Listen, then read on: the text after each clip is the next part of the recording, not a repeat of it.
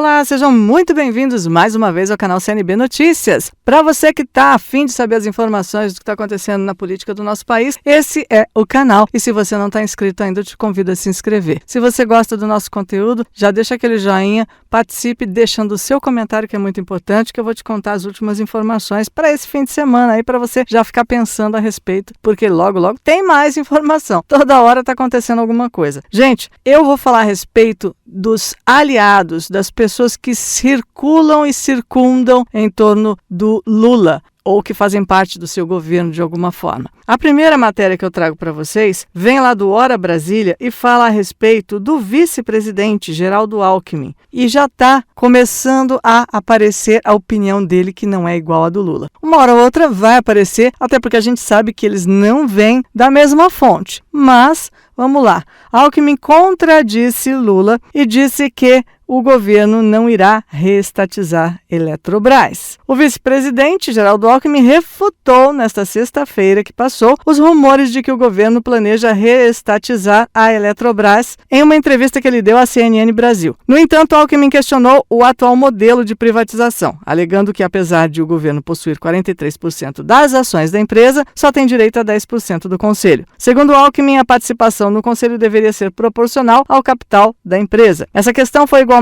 criticada na semana passada pelo Lula, que classificou como sacanagem a legislação que limita a participação do governo no conselho da Eletrobras. Lula afirmou que seu governo lutará para ter maior influência nas decisões da empresa. Em uma resposta, a Advocacia Geral da União, a AGU, apresentou no dia 5 de maio uma ação direta de inconstitucionalidade, procurando aumentar a influência do governo na Eletrobras. O pedido, coassinado por Lula, solicita que a União tenha poder de voto proporcional à sua participação na companhia. Mas fica aqui, mais uma vez, a palavra de Geraldo Alckmin, que disse que o governo não tem planos, o governo não vai voltar a estatizar ou reestatizar a Eletrobras, como havia conjecturado Lula, como tinha deixado assim no ar essa hipótese nos discursos inflamados, onde ele criticou a privatização. Mas enfim, gente, as coisas vão acontecendo e a gente vai percebendo aos poucos que algumas opiniões ali são diferentes. Só estão caminhando juntas essas opiniões e essas pessoas por interesses em comum, mas uma hora ou outra isso daí cai por terra. Quando pessoas que têm interesses em comum, mas opiniões diferentes, caminham juntas, uma hora ou outra dá divórcio, né?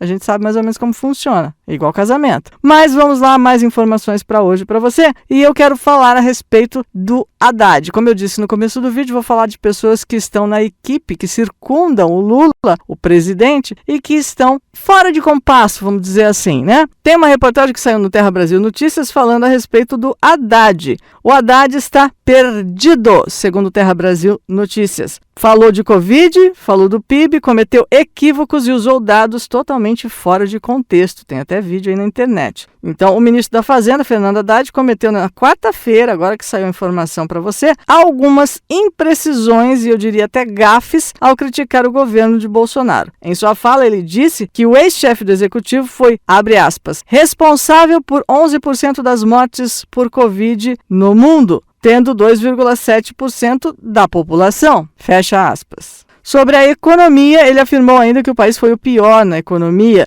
com Bolsonaro no governo e disse, abre aspas, eu acredito que um país que tem 2,7% da população mundial e tem por presidente o responsável por 11% das mortes por Covid não deveria estar nem falando de limitação com ninguém, porque não tem moral para isso. De economia é pior. Pior crescimento, pior tudo. Pelo amor de Deus, gente, olha os resultados da educação. Eu sou professora há quase 30 anos na Universidade de São Paulo, com muito orgulho. Tenho 3 diplomas por essa universidade, Direito, Economia e Filosofia. Tenho muito orgulho do meu currículo e, sinceramente, os correligionários do ex-presidente deveriam se limitar ao debate que está aqui e não falar de limitação por quem quer que seja. Fecha aspas. O problema, gente, da comparação que ele fez, primeiro daí com a população mundial, é que muitos países não têm estatísticas confiáveis da mortalidade de Covid. Isso significa que, na verdade, há muito mais do que 7 milhões de mortes reportadas no mundo. Uma estimativa da Organização Mundial de Saúde até o final de 2021 dizia que 14,9 milhões tinham morrido. Esse número, é claro, aumentou aumentou em 2022, em 2023. Nesse caso, o percentual de mortes do Brasil naquele momento teria sido de 4% e não de 10%. Mas é impossível ter certeza sobre quantas foram as mortes no mundo. É por isso que os especialistas evitam fazer comparações como que o Haddad fez. Se levar tudo ao pé da letra, as estatísticas dos países que não reportam direito os dados de Covid, por exemplo, toda a África, com 1,2 bilhão de habitantes, com 259 mil mortes, representaria 1/3 das mortes brasileiras. Há também falta de confiança nos dados de Índia e China, não dá para saber. Com tudo isso, gente, o que ele fala não é dado. Ele está chutando, ele não tem essa informação precisa e está seguindo a escola do Lula de citar números sem ter informação correta. Sobre o crescimento do Brasil, em 2020, 2021 e 2022, com 2 anos de pandemia e 1 de guerra na Europa, o crescimento acumulado foi 4,48%, maior do que países como a Alemanha, que ficou 0,58%, França, que ficou 1,03%, e o México, que ficou negativo em menos 0,6%. O Brasil conseguiu recuperar o PIB pré-pandemia. Em 2021, ainda durante a crise sanitária, fechou o nível de atividade econômica 0,6% acima de 2019. Assim, integra a lista de 27 países que recuperaram o patamar do PIB anterior à pandemia. Ficou em 26º lugar no ranking de melhor resultado, acima do Canadá, por exemplo. Então, Haddad está falando, mais uma vez, muita bobagem. E, mais uma vez, ele está seguindo a escola de Lula de mentir descaradamente, usando números que ele nem realmente tem, para iludir o povo que acredita nas falas dele. Para vocês terem uma ideia, quando se leva em consideração o G20, o Brasil e outros 10 países do grupo das 20 maiores economias do mundo recuperaram o nível de atividade econômica. Então é uma questão de ver dados de verdade e não de falar o que não se sabe. Uma coisa que um aprendeu com o outro lá dentro do PT. Mas antes de ir embora, eu tenho mais uma informação para você aqui, só para você ter uma ideia de como está a possibilidade de acontecer alguma coisa que derrube esse abuso de poder que está acontecendo no nosso país.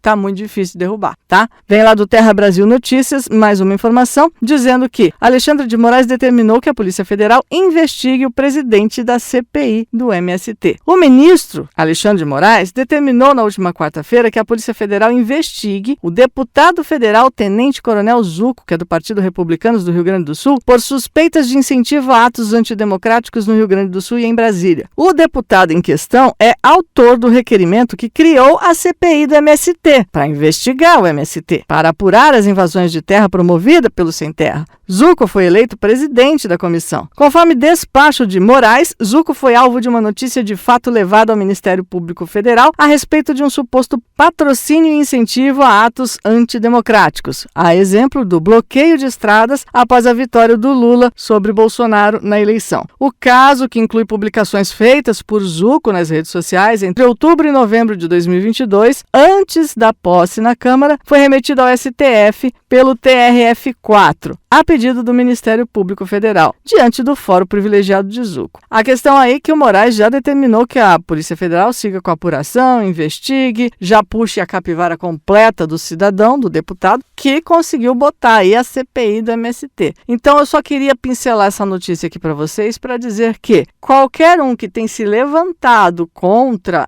os desmandos que estão acontecendo, ou que tenha feito isso antes, como Dallagnol fez em outros tempos, tentando combater a corrupção, todos esses estão sendo perseguidos, investigados, e tudo que eles fazem é aumentado com uma lente gigante para criar-se a possibilidade de terem cometido um crime. Muitas vezes, como no caso do Dallagnol, a possibilidade já é considerada crime. Nem houve e eles já consideram. Não, poderia ter sido processado, saiu antes de ser processado porque ele poderia ter... Se ele não foi processado, se não havia processo na época, ele não estava sendo processado, não há crime. Mas eles estão levando até as hipóteses como prova ou como motivo para tudo isso. Mas o motivo real, a questão que envolve tudo isso, tem uma palavrinha só que define, e essa palavrinha se chama vingança. Ela está rodando em todas as rodas de política e todo mundo está falando a respeito desta palavrinha, inclusive o próprio presidente já usou palavra ou similar para descrever o que ele gostaria de fazer com as pessoas que o prenderam, que o julgaram, enfim. Você conhece a realidade, eu não preciso dar detalhes disso, nem posso, mas você pode comentar aqui embaixo que eu quero saber a sua opinião, desde que você também fale com cuidado, viu, gente? Porque nós temos que ter aí muito cuidado, vamos pisando em ovos aí bem devagarinho, tá bom? Que logo eu volto com você com mais informação e com muito cuidado. Até o próximo vídeo. Tchau, tchau.